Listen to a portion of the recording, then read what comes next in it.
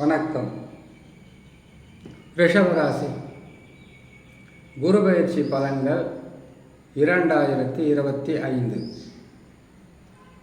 வருகின்ற 11ஆம் தேதி மே மாதம் 2025 குரு பகவான் பயிற்சி பெறுவார். குரு பகவான் பயிற்சி பெறுகின்ற நாளாகப்பட்டது 11/5/2025 ஞாயிற்றுக்கிழமை பகல் 1 மணி 24 நிமிடங்களுக்கு ரிஷபராசி மிருகசீரிஷம் நட்சத்திரத்தில் இருந்து மிதுன ராசி மிருகசீரிஷ நட்சத்திரம் 3ஆம் பாதத்தில் பயிற்சி பெறுவார். அப்படி பயிற்சி பெற்று அமருகின்ற குரு பகவான் ரிஷபராசிக்காரர்களுக்கு எவ்வளவு நன்மைகளை செய்வார், எத்தனை மாதங்கள் செய்வார், அவர் நற்பலன்களை கொடுக்கும்போது உங்களுக்கு எத்தகையான எந்தெந்த வகையில் உங்களை காப்பாற்றிக் கொள்ள வேண்டும் என்பதை சிறு விளக்கமாகவே பார்க்கலாம். ரிஷபராசிக்காரர்களுக்கு குரு பகவான் பயிற்சி பெற்று 2ஆம் இடத்தில் அமருவார்.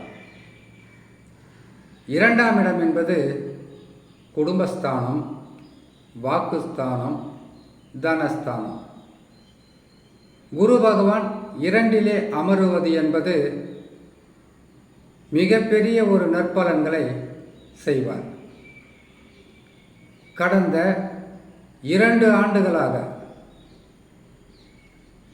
12ஆம் இடத்தில் ஓராண்டு விரயங்களை தந்திருப்பார், பொருள் இழப்புக்களை கொடுத்திருப்பார், வருமான தடைகளை கொடுத்திருப்பார். செய்யும் தொழில், வியாபாரம் எதுவாக இருந்தாலும் அதில் வரக்கூடிய காசு பணம், பொருளாதார உயர்வை உங்களுக்கு வீணான விரயங்களை கொடுத்திருப்பார். ஒரு சிலருக்கு சுப விரயமாக கூட இருக்கும். சுப விரயம்னா என்ன? திருமணம் செய்கிறது, வீடு கட்டுறது, வண்டி வாகனங்களை வாங்கிறது, அல்லது வீட்டை புதுப்பிப்பது. வண்டி வாகனங்கள் பழுதாக இருந்தால் அதை சரி செய்வது, தொழிலை விரிவுபடுத்துவது, அல்லது தொழிலுக்காக முதலீடுகளை செய்வது. ஒரு சிலருக்கு ஜாதகம் சரியில்லாமல் இருந்திருந்தால் உடல் நலத்தில் பாதிப்பு வந்திருக்கும். அதற்காக வீண் விரயங்களை செய்திருக்கலாம். இப்படி விரய குருவாக இருந்து விரயங்களை தந்து வந்த குரு பகவான் 2024 பயிற்சி பெற்று ஜென்ம ராசிக்கு வந்து அமர்ந்தார். ஜென்ம ராசின்னா என்ன? நீங்கள் செய்கிற எல்லாமே தப்பாக இருக்கும், செய்தது எல்லாமே தப்பாக தான் இருந்திருக்கும். அலைச்சல், மன உளைச்சல், இந்த தொழிலை விட்டுட்டு வேறு தொழில் செய்யலாமன்னு ஆசைப்படுறது, அந்த தொழிலை விட்டுட்டு இந்த தொழில் செய்யலாமன்னு ஆசைப்படுறது, சகட்டு மேனிக்கு வாழ்க்கையை வீட்டை விட்டு வெளியில் போகிறது, வீடு மாற்றம், இடமாற்றம், தொழில் மாற்றம், குடும்பத்தில் குழப்பமான சூழ்நிலை, கணவன் மனைவிக்குள் கருத்து வேறுபாடு,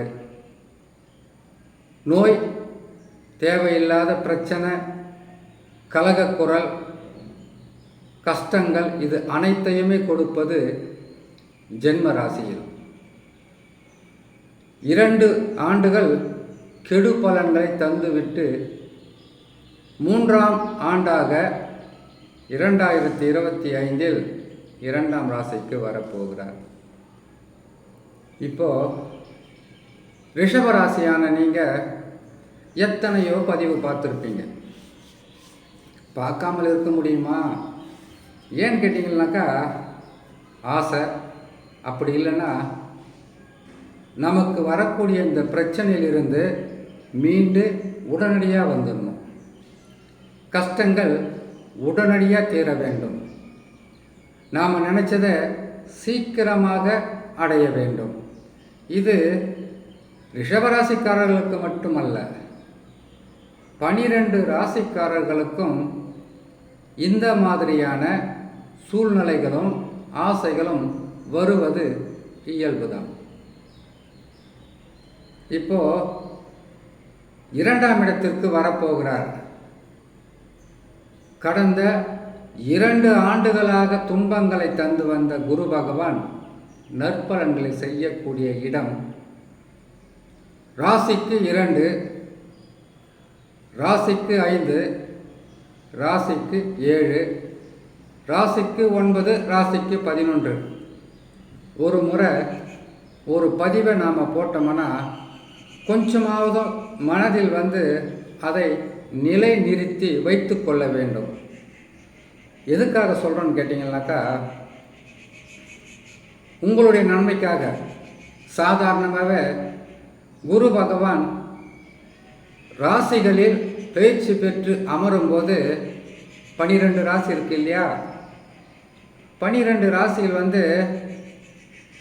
உங்களுடைய ராசிக்கு, மற்ற ராசி உங்கள் வீட்டில் இருப்பாங்க, அவங்களுக்கும் சேர்த்து நீங்கள் கணக்கு போட்டு வச்சுக்கணும். எந்த ராசியாக இருக்கட்டும், அது மேசமாக இருக்கட்டும், ரிஷபமாக இருக்கட்டும், மிதுனமாக இருக்கட்டும், கடகமாக இருக்கட்டும், சிம்மமாக இருக்கட்டும், கன்னியாக இருக்கட்டும், துலாம், விருச்சகம், தனுசு, மகரம், கும்பம், மீனம், 12 ராசி எந்த ராசியாக இருந்தாலும் சரி, குரு பகவானா எந்த ராசிக்காரர்களாக இருந்தாலும் ராசிக்கு 2இல் வந்தால் நற்பலன்கள் நடக்கும். ராசிக்கு 5இல் வந்தால் நற்பலன்கள் நடக்கும். ராசிக்கு 7ஆம் இடத்தில் வந்தால் நற்பலன்கள் நடக்கும். ராசிக்கு 9இல் வந்தால் நற்பலன்கள் நடக்கும். ராசிக்கு 11இல் வந்தால் நற்பலன்கள் நடக்கும். 12 ராசியில் ராசிக்கு 2, ராசிக்கு 5, ராசிக்கு 7, ராசிக்கு 9, ராசிக்கு 11. 12 ராசி, 5 ராசிகளில் மட்டும்தான் சுபகிரகம், புத்திரக்காரகன், தனக்காரகன், பொன்னவன், மன்னவன், பிரகாஸ்பதி என்று எல்லாம் சொல்லக்கூடிய குரு பகவானே 5 ராசியில தான் நல்லது செய்வார். மீதம் உள்ள 7 ராசிகளில் கெடுபலன்களை கொடுப்பார். சனி, ராகு, கேதுக்கள் 3 இடத்துல மட்டும்தான் நன்மையை செய்வாங்க. ராசிக்கு 3, ராசிக்கு 6, ராசிக்கு 11. மற்ற இடம் பூரா கெட்டது தான். அப்படி இருக்கும்போது ராசிக்கு 12இல் வந்தால் அதிர்ஷ்டம் கிடைக்காது. ஜென்ம ராசி என்பது உங்களுடைய சொந்த ராசியில் குரு பகவான் அமருவது. அதில் அமர்ந்தாலும் நன்மைகள் இருக்காது. நல்லா புரிஞ்சுக்குங்க. ஒரு பதிவாக இருந்தாலும் நல்லா புரிஞ்சுக்கிட்டீங்கன்னாக்கா டைம் உங்களுக்கு மிச்சமாகும். ஜென்ம ராசி என்பது உங்களுடைய சொந்த ராசியில் குரு பகவான் அமருவது. 2ஆம் இடம் என்பது மிதுன ராசியில் அமருவது. 2ஆம் இடத்துல நல்லது செய்கிறாரா, 3, 4 கடுமையான பாதிப்புகளாக இருக்கும்.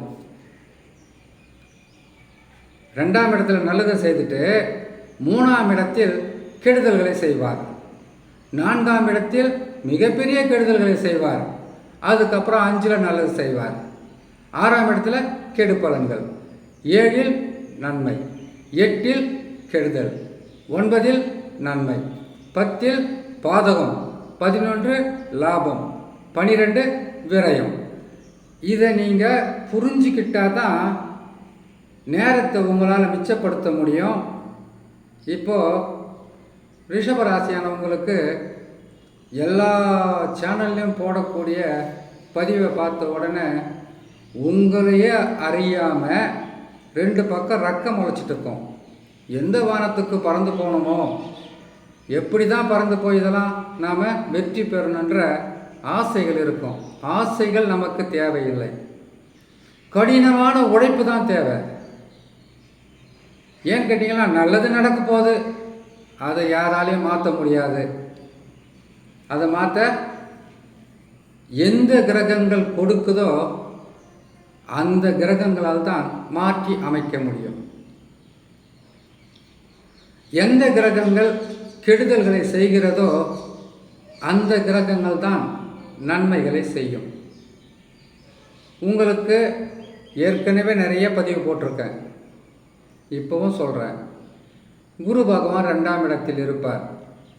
தொழில் வளர்ச்சி, குடும்பத்தில் சந்தோஷம், திருமணம் நடக்கிறது, இடம் வாங்குறது, வீடு கட்டுறது, வண்டி வாகனங்களை வாங்குறது, தொழில் நல்ல சிறப்பாக நடப்பது, வெளிநாட்டுக்கு போகிறது, வெளியூருக்கு போகிறது, இடமாற்றம் ஏற்படுறது, வேலையில் உத்தியோக உயர்வுகள் கிடைப்பது, இது எல்லாமே செய்வார். அதில் எந்த விதமான மாற்றமும் இல்லை. அதில் எந்த விதமான மாற்றமும் கிடையாது. எவ்வளோ நாளைக்கு செய்வார்? ஒரு வருஷமெல்லாம் குரு பகவான் நன்மையை தருவார்னு கனவு கூட காணக்கூடாது. 5 இல்லை 6 மாதம்தான் நல்ல நேரம் என்பது நமக்காக காத்துக்கிட்டு இருக்கிறதில்ல. இவ்வளவு நாளாக ரிஷபராசியான நீங்கள் காத்துக்கிட்டு இருந்தீங்க, கடவுள்கிட்ட மன்றாடி கேட்டுக்கொண்டு இருந்தீங்க. அதற்கு வரமாக கொடுப்பது தான் இந்த நல்ல நேரம். இது ரிஷபராசியில் இருக்கக்கூடிய லட்சக்கணக்கான பேர் இருக்கலாம், கோடிக்கணக்கான பேர் கூட இருக்கலாம். எல்லோருக்குமே நற்பலன்களாகவே இருந்து விடுமா? அதுவும் கரெக்டாக சொல்ல முடியாது. ஏன்னு கேட்டிங்கன்னாக்கா, சின்ன குழந்தையா இருப்பாங்க, அவங்க இடம் வாங்க போகிறாங்க, வீடு கட்ட போகிறாங்க, புதுசாக ஒரு தொழிலை தொடங்க போகிறாங்கன்னா நம்புவாங்களா யாருன்னா? குழந்தைங்களுக்கு நோய் இல்லாமல் இருக்கும். பெத்த தாய் தகப்பன் சொந்த பந்தங்கள் குழந்தைங்களை அன்பு பாசத்தோடு இருப்பாங்க. குழந்தைங்கிட்ட நோய் நொடி இருக்காது, நல்ல நிலையில் உடல்நிலை இருக்கும். படிக்கிற பிள்ளைங்களாக்காண்டி இருந்தாக்கா படிப்பில் நல்ல பேர் வாங்குவாங்க. ரிஷபராசிக்காரங்க அவ்வளவு நல்லாலாம் படிக்கிறது இல்லை. அப்படி படித்தாங்கன்னாக்கா ஏன்னு கேட்டிங்கன்னா, குரு பகவான் தான் உங்களுக்கு 8ஆம் அதிபதி இல்லையா? ஒரு படிப்பை முடிக்கிறதுக்குள்ள இன்னொரு படிப்புக்கு ஏதாவது தடங்கள் வந்துடும். படிப்பை பற்றி ரிஷபராசிக்காரங்களுக்கு பெருசாக நம்ம சொல்லக்கூடாது. புதன் நல்லா இருந்தால் நல்லா இருக்கும், குருவும் நல்லா இருக்கணும். படிக்கிற பிள்ளைகளாக இருந்தால் அவங்களுக்கு படிப்பில் ஆர்வம் அதிகமாக இருக்கும், நல்ல பேர் வாங்குவாங்க. வேலை செய்கிறவங்களாக இருந்தால் வேலையில் அதிகப்படியான லாபங்களும், வேலை செய்கிற இடத்துல அன்பு பாசம் சந்தோஷம், ஏன் ஒரு சிலருக்கு காதல் கூட வந்துடும். வரட்டும், நல்லா இருக்கட்டும். இப்படி இவர்களுக்கு இந்த பலனாக இருக்கும். தொழில் செய்கிறீங்களா, தொழில் வெற்றிகரமாக இருக்கும். வியாபாரம் பண்ணுறீங்களா, இரட்டிப்பான லாபங்கள் கிடைக்கும். நீங்கள் பெரிய பிஸ்னஸ் பண்ணிவிட்டு பெரிய பெரிய லாபங்கள் வரக்கூடிய வேலைகளோ முதலீடுகளோ செய்கிறீங்கன்னாக்கா அதிகப்படியான லாபங்கள் வந்துக்கிட்டே இருக்கும். அதில் எந்த விதமான மாற்றமும் இருக்காது. எவ்வளவுனா கொடுக்கட்டுமே. எவ்வளோ நாளைக்கு இருப்பார் குரு பகவான்? ஒரு வருஷம், அதில் 5-6 மாதம் நன்மை, அதுக்கப்புறம் பலன்கள் குறைஞ்சிக்கிட்டே இருக்கும். இந்த நேரத்தில் குரு பகவான் நல்லா இருக்கும்போது சனி பகவானும் நல்லா இருக்கணும், அவரும் நல்லா தான் இருக்கார். ராகு கேதுக்கள் நல்லா இருக்கணும். ராகு கேதுக்கள் ராகு பகவான் நல்லா இருக்கிறார், கேது பகவான் அவ்வளவு நல்லா இருக்கிறார் சொல்ல முடியாது. இப்படி இருக்கும்போது இந்த கிரகங்கள் எப்படியாவது மாறட்டும். எத்தனை பதிவு போட்டிருக்குன்னு நினைக்கிறீங்க? சனி பகவானா, ராகு கேதுக்களா, ராசிக்கு 3, 6, 11 நன்மை செய்வாங்க. குரு பகவானா, ராசிக்கு 2, 5, 7, 9, 11 நன்மை செய்வார். மீதி இடத்துலலாம் கெட்ட செய்வார். கெட்டது வந்ததுக்கப்புறம் தான் எங்கே இருக்கிறார் தேடு கடவுளை, கடவுள்கிட்ட போகிறது கோயிலுக்கு. கஷ்டம் வந்ததுக்கப்புறம் தான் எடு ஜாதகத்தை உடனே பார்க்குறது, அப்போ தான் பதிவை தேடுறது. குரு பகவான் 5 இடத்துல நல்லது செய்வார், 7 இடத்துல கெட்டது செய்வார். அதை நீங்கள் தான் மனசுக்குள்ளே ஆழமாக வச்சுக்கணும். அதை 5ஆம் மாதம் 11ஆம் தேதி பேச்சு பெற்று 9ஆம் மாதம் 10ஆம் மாதம் வரைக்கும் நல்ல நிலையில் இருக்கும். இந்த நல்ல நேரத்தில் நீண்ட நாளாக, நீண்ட மாதங்களாக, பல வருடங்களாக உங்கள் கனவுகள் இருக்கும். எத்தனையோ கனவு இருக்குது மனிதனுக்கு. அந்த கனவை நிறைவேற்றி கொள்வதற்கு நீங்கள் தான் முயற்சி செய்யணும், கடினமாக உழைக்கணும். இது அதிர்ஷ்ட காலன்றதுக்காக அதிர்ஷ்டத்தை நோக்கி போகக்கூடாது. நாம் என்ன செய்யணும்னு கேட்டிங்கன்னாக்கா, சனி பகவான் நல்லா இருக்கும்போது, குரு பகவான் நல்லா இருக்கும்போது, ராகு கேது நல்லா இருக்கும்போது உங்களுக்காக, உங்கள் வாழ்க்கைக்காக முதல்ல பிரச்சனையிலிருந்து மீண்டு வந்துடணும்.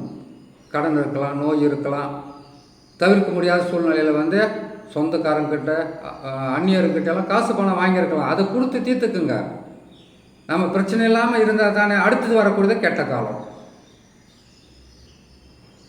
அடுத்தது கெட்ட காலம் வர்றதுனால அது நம்ம காப்பாற்றிக்கணும். கிட்ட இந்த நேரத்தில் நீங்கள் விழிப்பாக இருக்கணும். ஒரு எறும்பு கூட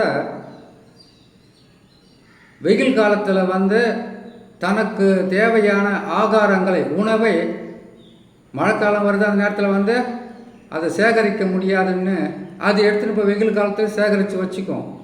மனிதனாக நாம் தான் நல்ல நாள் வந்தாலும் அதை வச்சுன்னு படைக்கிறதில்ல, கெட்ட நாள் வந்தாலும் ஒன்று அலைஞ்சிக்கிட்டு சுற்றிக்கிட்டு இருக்கிறது, எப்போ பார்த்தாலும் குறைகளை சொல்கிறது. இது நல்ல நேரம், இந்த நேரத்தை பயன்படுத்திங்க. சரிங்க, நல்ல நேரம் தான், எவ்வளவு நல்லது தான் நடக்கும் அப்படி ஒரு கேள்வி வரும். அது உங்கள் சொந்த ஜாதகம் சொல்லணும். ரிஷபராசியாக இருக்கிற நீங்கள் எல்லாமே ஒரே அளவில் ஹைட்டாக இருப்பாங்க இல்லையா, ஒரே லெவலில் இருக்க மாட்டாங்க. அதே மாதிரி எல்லாமே குள்ளமாக இருக்க மாட்டாங்க, எல்லாமே ஒரே கலரை சிவப்பாக இருக்க மாட்டாங்க, கருப்பாக இருக்க மாட்டாங்க, எல்லாம் கலந்தே இருப்பாங்க இல்லையா. அந்த மாதிரி தான் ஏழை, பணக்காரர், பணக்காரர், அதுக்கு மேலே பணக்காரர்னு இருப்பாங்க. அது உங்கள் ஜாதகத்தில் அமைந்திருக்கக்கூடிய கிரகங்கள். அந்த கிரகங்கள் வலிமையாக இருந்தால் நான் சொல்கிறது ஒரு 10-20% தான். இதை விட அதிகப்படியான 50, 70, 80, 90% நற்பலன்கள் கொடுத்துருவார். ஜாதகம் நல்லா இல்லை, அதுக்கு தான் சொன்னது. பிரச்சனைகளை தீர்க்கறதுக்கு உண்டான நேரம், அதை தீர்த்துக்குங்க.